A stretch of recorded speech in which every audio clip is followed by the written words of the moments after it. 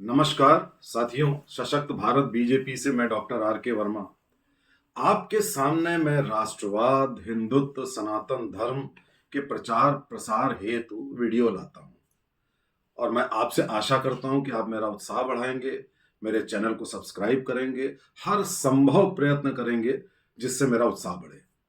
आज साथियों विषय है, कांग्रेसी नेता सलमान खुर्शीद ने एक बयान दिया है कि राहुल गांधी साक्षात भगवान राम हैं।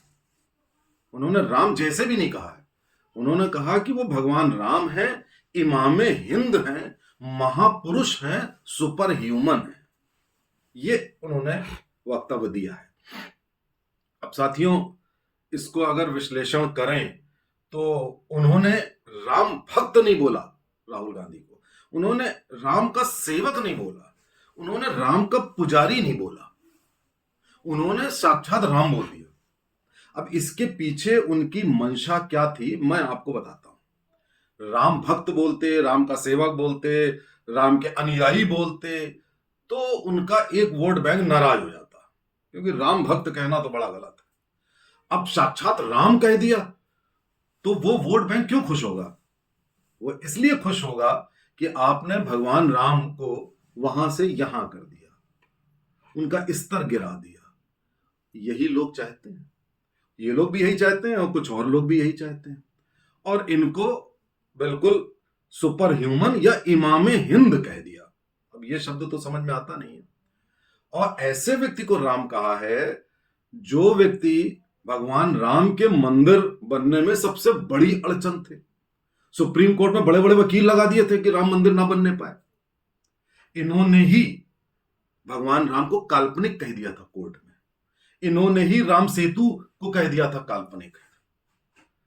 यही नहीं, इन्होंने केरल में एक बीफ गाय को के बच्चे को सार्वजनिक रूप से काट कर सड़क पर मांस खाया इनके कांग्रेसियों ने, और इनकी मूक सहमति थी। और ये तो आप जानते ही हैं कि भ्रष्टाचार के अपराध में जमानत पे बेल पे छूटे हुए हैं और समय समय पर इटली और थाईलैंड छुट्टियां मनाने जाते हैं। ये सारी चीजें आप जानते हैं। ऐसे व्यक्ति को साक्षात भगवान राम बोल दिया और कहलवाया गया। एक मुस्लिम जो पहले मंत्री रह चुके हैं उनसे कहलवाया गया। साथियों, ये एक सोची समझी रणनीति के तहत कार्य किया जाता है। अब आप देखिए, भगवान राम ने सत्ता का त्याग किया, 14 साल के लिए वनवास चले गए, एक मर्यादा पुरुषोत्तम राम। अब उनसे तुलना की जा रही है एक ऐसे व्यक्ति की जो सर्वगुण संपन्न किस मामले में आप जानते हैं, और पूरी तरह से सत्ता का इतना लोभ और लालच है कि वो हर किस्म के स्वांग बहरूपियापन करने पर आमादा है। अभी थोड़े दिनों पहले ये भारत को राष्ट्र ही नहीं कहते थे, कहते थे भारत देश ही नहीं है, और इस पर कैम्ब्रिज में एक यंग ब्यूरोक्रेट ने इनकी क्लास भी ली। अब इनका ये उद्देश्य हुआ कि भैया कैसे अपनी इमेज बढ़िया की जाए, तो उन्होंने एक भारत जोड़ो यात्रा, जोड़ना तो अजीब सी बात है, अगर जोड़ना है तो पीओके जाइए, एक्साइचिन जाइए, जोड़ने वाली तो कोई बात ही नहीं है। वो यात्रा करके सोचा कुछ इमेज मेकओवर किया जाए। अब उस इमेज मेकओवर में पहले तो ये सारे देशद्रोहियों से मिलते रहे, एक वो चर्च का पादरी और जितने भी हो सकते हैं, अभी भी महबूबा मुफ्ती और फारूक अब्दुल्ला और कमल हासन, इन सब से इसलिए मिला जा रहा है कि भाई इनको भी खुश रखो, ये तो हमारे वोट बैंक हैं ही, देशद्रोही जितने भी हैं। अब उत्तर में आते आते, उत्तर भारत में आते आते फिर ये हुआ कि भाई मोदी जी की नकल करो। अब मोदी जी की नकल करने में भाई दाढ़ी भी बढ़ाओ, मंदिर में दंडवत भी कर दो बिल्कुल वैसे ही पोज में, और तिलक लगाओ और कपड़े के ऊपर जनेऊ पहनो, और जितने भी स्वांग रचे जा सकते हैं राजनीतिक ठग द्वारा, वो सारी काम कर दिए। और वो करने के बाद एक व्यक्ति से उसके भी आगे पहुंचकर कह दिया गया कि भाई साहब ये तो साक्षात भगवान राम है।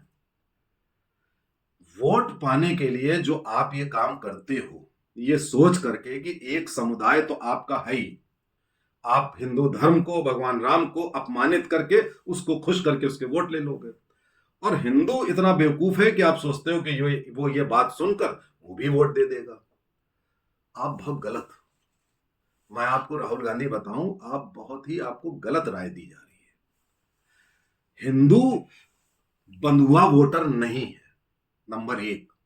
वो बल्क में वोट नहीं देता है। दूसरा, आधे हिंदू जागरूक हो गए, उनको मालूम है हिंदुत्व के बारे में, हिंदुस्तान की संस्कृति के बारे में।